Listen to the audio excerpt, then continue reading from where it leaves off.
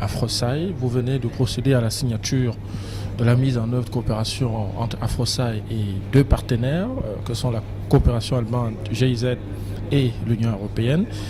Comment vous appréciez ce nouvel appui offert par vos partenaires européens et allemands chez vous, Afrosaï?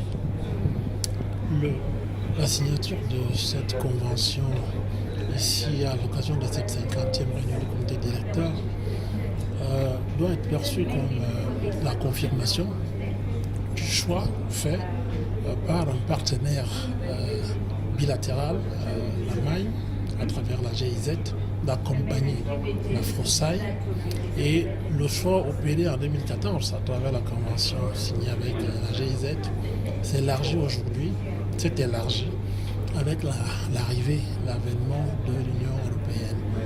Le constat peut être fait que ce tandem, cet accompagnement par l'Allemagne de l'Afrosaï dans sa dimension continentale est une option que l'Union européenne a rejoint, et cela justifie également que nous allions dans le sens que vous avez suivi, à savoir conférer à l'Union africaine cette dimension pour faire en sorte que l'organisation continentale Afrosaï bénéficie de l'accompagnement de partenaires à dimension continentale Union européenne, à la suite de la GIZ et de l'Union africaine que nous avons retenu comme membre associé.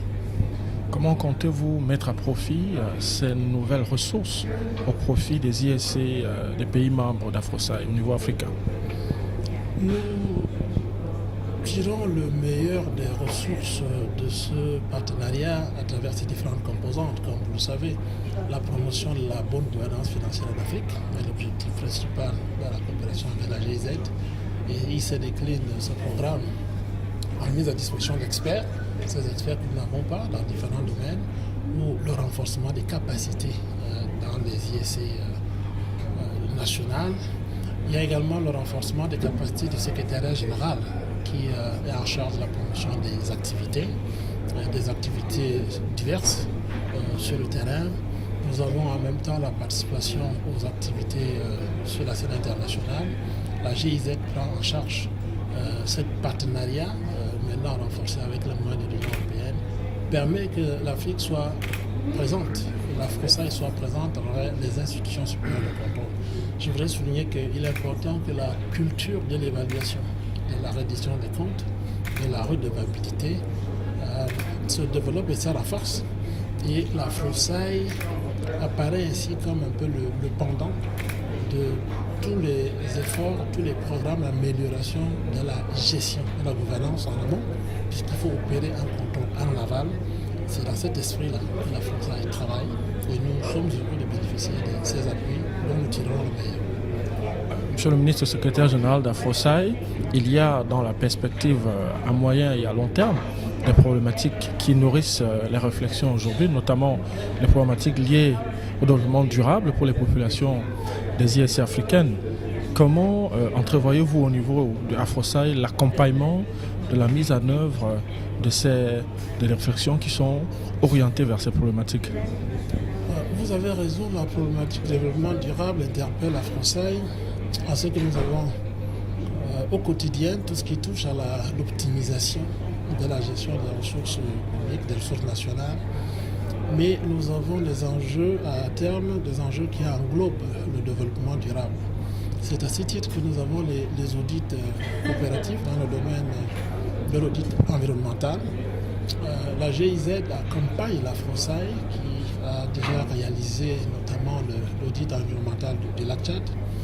La GIZ tend avec sa nouvelle dimension, donc l'apport de l'Union européenne, à faire en sorte que l'Afrosaï prenne une part plus grande dans tout ce qui touche à cette problématique. Notamment, nous sommes dans la perspective de la conférence COP 21 de Paris.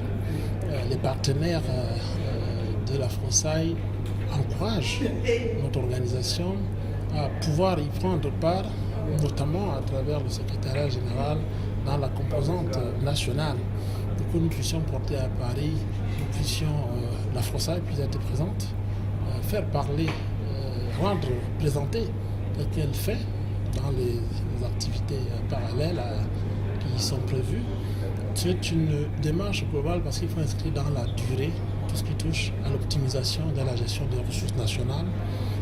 Vous devinez bien, il ne s'agit plus là simplement d'approche nationale, mais d'une approche globale au niveau continental ou sous-régional. Dans le cas d'espèce, quand on parle d'un lac, c'est plusieurs pays qui sont concernés. Et de façon plus globale, nous sommes au niveau de la FROSAI engagés dans le processus permettant que les ressources nationales, les ressources communes de plusieurs États bénéficient de la meilleure gestion. Et la COP21 nous en fera certainement l'occasion, nous espérons.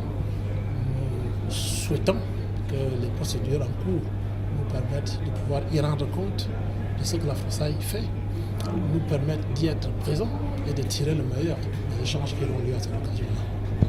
Monsieur le ministre, secrétaire général de la FROSAI, le Cameroun, on s'aperçoit, s'implique considérablement dans les activités de cette organisation africaine qu'est la FROSAI. Il vient d'abriter le secrétariat général.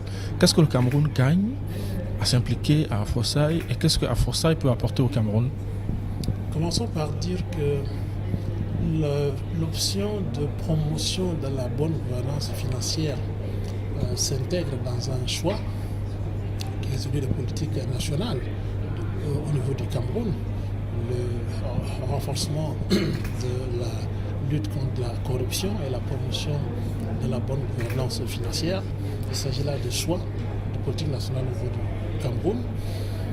Lorsque le Cameroun reçoit le mandat de secrétaire général de la FROSAI, nous tirons avantage à ce que notre démarche se trouve ainsi, portée par une dynamique globale au niveau du continent africain. Les activités menées au profit de la FROSAI et les activités menées par le secrétaire général de la FROSAI bénéficient d'abord pour renforcer l'IEC national en charge de la promotion de la culture du contrôle et de la promotion de la gestion, de l'optimisation de la gestion des ressources financières. En retour, l'implication du Cameroun donne à la FROSAI l'occasion de faire en sorte que la dynamique globale qui a manqué à travers un secrétariat général actif projette une meilleure image de l'Afrique au sein du regroupement mondial qui est l'Indosaï. En tout cas, de façon globale, le Cameroun tire avantage de ce que son rôle contribue à la FROSAI à travers ses objectifs. Et la FROSAI tire avantage à ce que, depuis que le Cameroun a reçu ce mandat, nous continuerons à œuvrer pour une dynamique globale du secrétaire général de la FROSAI pour atteindre ses objectifs. Merci. Merci.